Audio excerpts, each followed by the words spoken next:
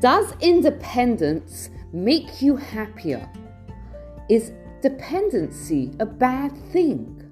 Welcome back. I'm Gila Ross, host of the Power Up podcast, where we share short, relatable ideas to impact and upgrade your everyday life. And in this series, Torah for Today, we share a short idea from the Torah portion and talk about how it relates to what we're going through in our lives.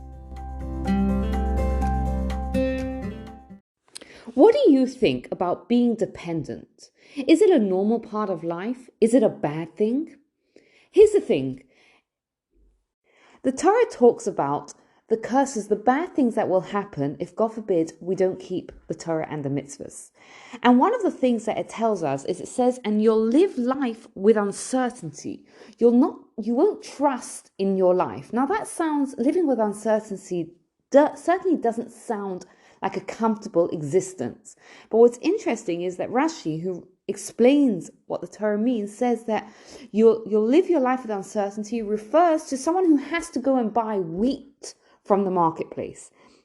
And you won't trust your life. That refers to someone who has to rely on a baker for bread. Right now, if you think about this, I mean, that's most of us. Most of us are going shopping to shops for food, and we're relying on some sort of a manufacturer somewhere to produce our food. Like, what is so awful about relying on other people for parts of our existence that the Torah lists it as a negative thing, as a curse? So the ideal situation is when a person has the ability to be self-sustaining. I mean, imagine, the pleasure someone gets if they're able to plant something in their garden, grow it, and then make a delicious meal with those ingredients. The ideal situation is to be independent, to be self-sustaining. Why? Because when you're dependent on other people, you're living with a certain sense of uncertainty, right? There's a certain sense of can I rely on this other person? Is the other person going to let me down or not? And I'm sure we've all experienced times where other people have let us down, and it leads us to a certain sense of uncertainty. And the same is actually true with our spirituality. The ideal is someone who's not dependent on other people, on the people around them to make their own decisions.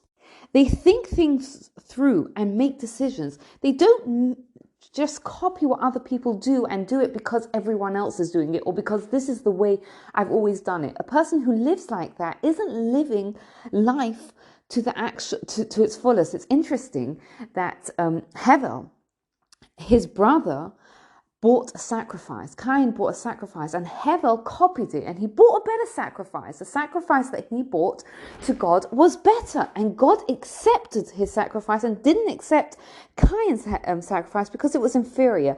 Yet what happened next was that Cain got so angry and jealous that God has accepted his brother's sacrifice and not his, that he killed his brother.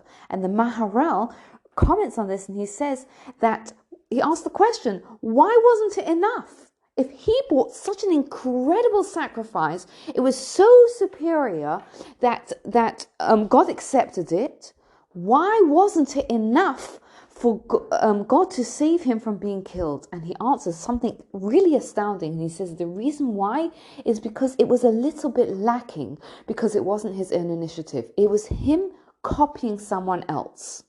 What does this mean for us? And here's the thing, and I think here is where independence truly leads to happiness. If we want to live life to the fullest, if we really want to experience living and being happy, we have to get to know ourselves. We have to get to know what are our strengths. And it's actually very, very interesting because I had a fascinating situation this week that happened to me. So I've been thinking about doing a certain professional development course for a while, for about 3 months or so. And it was a significant investment in terms of money and also in terms of time. And I wasn't really sure. Should I do it? Shouldn't I do it? Should I do it? Shouldn't I do it? And I spent months and months. I actually applied for it and I got into the course. And I was supposed to start the course today, and I could not make the decision. Should I do it or should I not do it? And eventually what helped me make that decision was I was actually walking at the time, and I was thinking to myself, what is the best use of my strengths? And I realized that while this particular course would definitely help me impact people and help people, it wouldn't be the best use of my strengths. And knowing that helped me to make a decision that was hard to make, and I felt a little bit sad about it because at the end of the day it was a good opportunity, but I passed it up because I thought it's not the right thing for me. But it helped me make a decision that I think is going to help me live life according to what my strengths are. Each of us has our unique set of strengths that no one else has, and we need to use those strengths to fulfill our unique mission in this world. It's interesting because Pirkei Avot, Ethics of the Fathers, talks about a person whose fear of their sin precedes their wisdom, right? And it's saying that such a person, their wisdom will last. And the Maharal again asks the question, he says, why does it specify their sin? And he says the same principle here.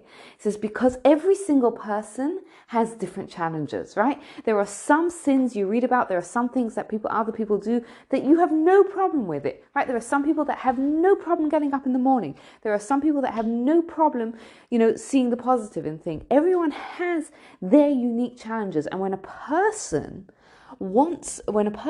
knows what their weaknesses are, what their challenges are, then they can set themselves up to overcome those challenges.